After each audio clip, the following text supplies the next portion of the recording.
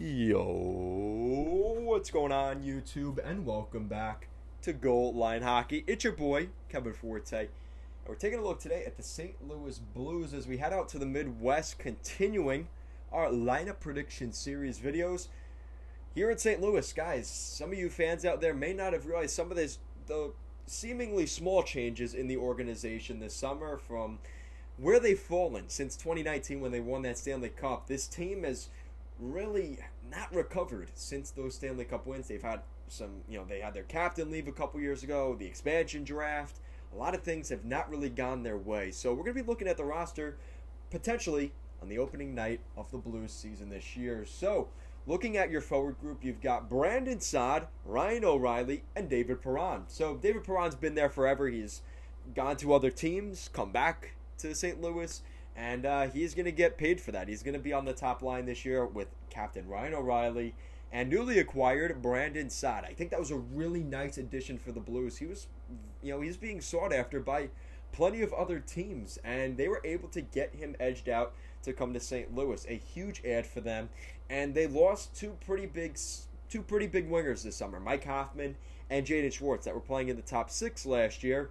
They were able to replace those two guys, and Brandon Saad was one of those names that came in. But again, the big question with Saad has been, he's been with the Chicago Blackhawks, where there was a lot of success, the Colorado Avalanche, where there was a lot of success. The one organization he went to in Columbus, where he didn't really do well, was a team that wasn't that good. So the question is, with the Blues, a team that's kind of been on the decline since 2019, can they get a guy like Saad to rejuvenate some of the juice back in the organization? Now looking at the second line, you got Zach Sanford, Braden Shen, and newly acquired Pavel Buchnevich. I think Buch was a great addition for the Blues. The Rangers didn't have the salary cap space to keep him, and they are able to bring in a guy that can score goals, and in particular a Russian sniper, which, again, obviously Vladimir Tarasenko seems to be the big elephant in the room. I don't know if he's going to be in the lineup, so I have him off of the roster for now. But he, again, you can't replace, a guy like Tarasenko. But Buchnevich, if you could find somebody that is going to replicate that kind of guy on the power play, scoring goals, that guy that, your go-to sniper, that is going to be Pavel Buchnevich moving forward. With that said, moving into the bottom six, it's pretty similar to what we saw last season, just maybe some guys in different spots. Klim Kostin, Jordan Kyrou, and Ivan Barbashev is your third line. Jordan Kyrou, a lot of expectations for him to potentially become a second line center. He doesn't really have that opportunity on this Blues team. Braden Shen and O'Reilly are really good, so if he wants to get into that top six as a center, he's going to have to work for it. And I think, playing on the third line this year, kind of being in the doghouse this season under Craig Berube, I think it'll be a good thing for him as he continues to develop moving forward. But we did see a step back from Kyrou from what we had for him, again, probably 2019, 2020, where every NHL team wanted that prospect to where he is today. So definitely keep an eye on that. And again, Klim Kostin, a first-round pick, a power forward, kind of reminds me of like Michael Dal Colle, Kiefer Bellows. But again, there is still some upside to him. But there is some concern after this season. If he can't get there, could he be one of those big power forward bust first round picks? And then looking at your fourth line, you got Oscar Sundqvist, Robert Thomas, and Mackenzie McEachern. And I think that fourth line is pretty solid. Again, in the bottom six, really one of the losses they had was a guy like Sammy Blais, who is now with the Rangers, a part of that Buchnevich trade. But other than that, this team looks pretty much the same on paper. Again, minus Tarasenko as well. I do like what they've got here. They have some scoring. They have a pretty sandpaper fourth line with Sundqvist, McEachern, and Thomas. And don't forget, you have some depth guys here that they added, guys like Kyle Clifford and Matthew Pekka, that definitely will fit under that Craig Berube style of game. A tough, hard-nosed game, blue-collar-esque team. You're going to see that continue here. You also have a guy in Dakota Joshua that I think is going to be a guy that's hoping to turn some heads in training camp to maybe make the roster. But I wouldn't be surprised if he ends up in the AHL organization with the Chicago Wolves at the beginning of the season and ends up being a guy that gets called up mid-season. Because again, they do have a lot of guys here that can play. I just don't see a spot here for Dakota Joshua.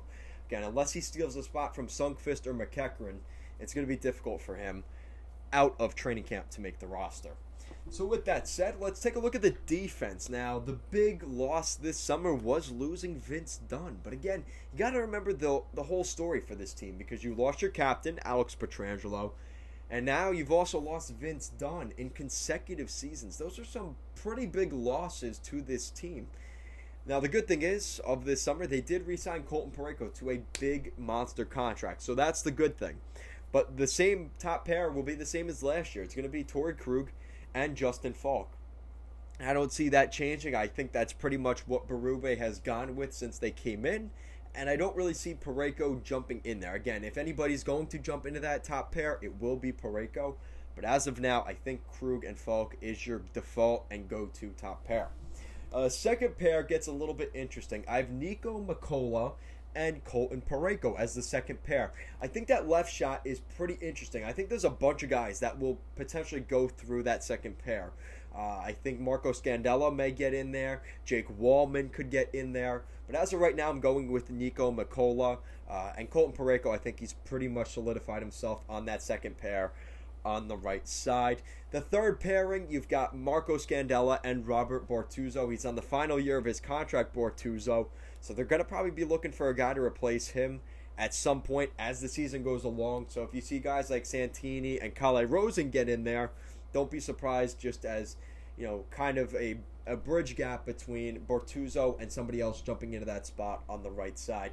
Robert Bortuzzo reminds me a lot of a Kevin Miller from what we saw from his time in Boston, or an Adam McQuaid-esque player. He's a really good stay-at-home, you know, shut-down defenseman, tough to play against. I really think Robert Bortuzzo is a big piece to that blue line that they may, like I said, may start to look for replacements as the season goes along.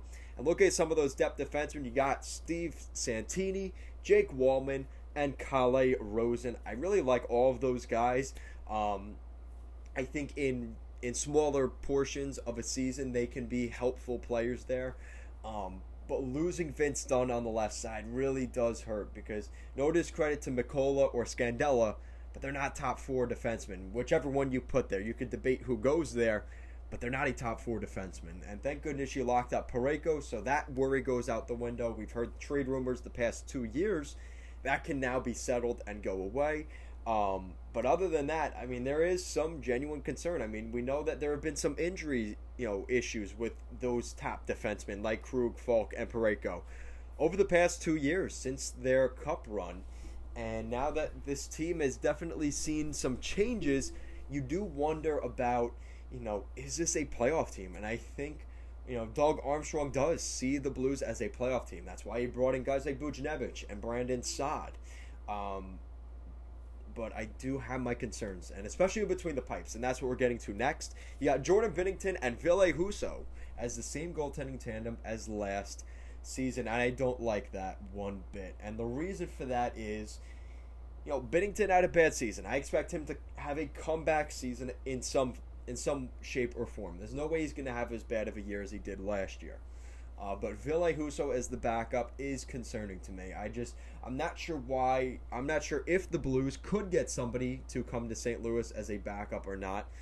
But Ville Husso was a project last season, to say the least. He really struggled last season. So, again, you could look at it one of two ways.